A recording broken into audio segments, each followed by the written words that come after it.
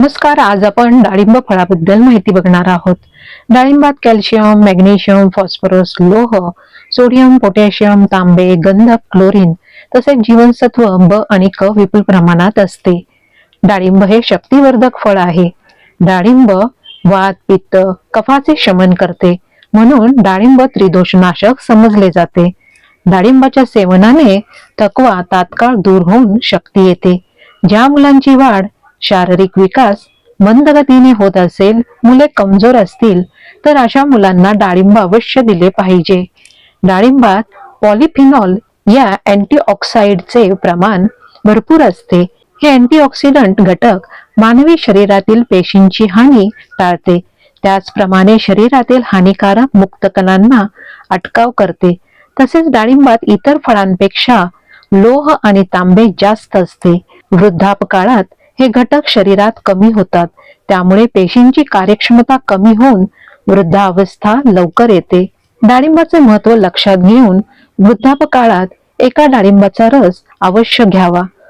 गरोदरपणात मळमळ, उलटी होऊन खाण्याची इच्छा होत नसल्यास डाळिंबाचा रस प्यावा.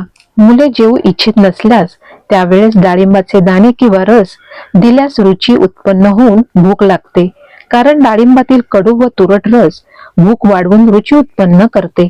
म्हणून कोशिंबिरीत डाळिंबाचे दाणे अवश्य टाकले पाहिजेत. डाळिंबाच्या रसात रोगप्रतिकार शक्ती वाढविणारे अँटीऑक्सिडंट घटक असतात.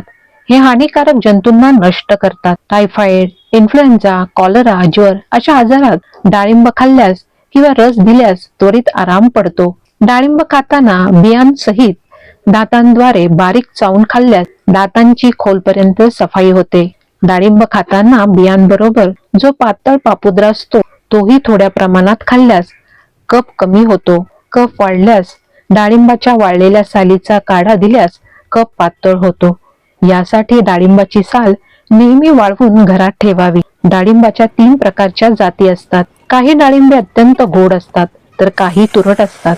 गोड असणारी डाळिंब सर्वात उत्तम प्रतीची असतात. औषधासाठी उपयोग करायचा असेल तर गोड डाळिंब वापरावे. हे कोणत्याही प्रकारच्या तापामध्ये चालते. डाळिंबाच्या रसाच्या सेवनाने पचनसंस्थेवर कसलाही अनुचित भार न पडता शरीराला पोषक द्रव्य प्राप्त होतात. डाळिंबाच्या रसाच्या सेवनाने हृदय सुदृढ बनते. पोटात होणारी आग या रसाच्या सेवनाने शांत होते. घशाचे व तोंडाचे रोग या रसाने बरे होतात.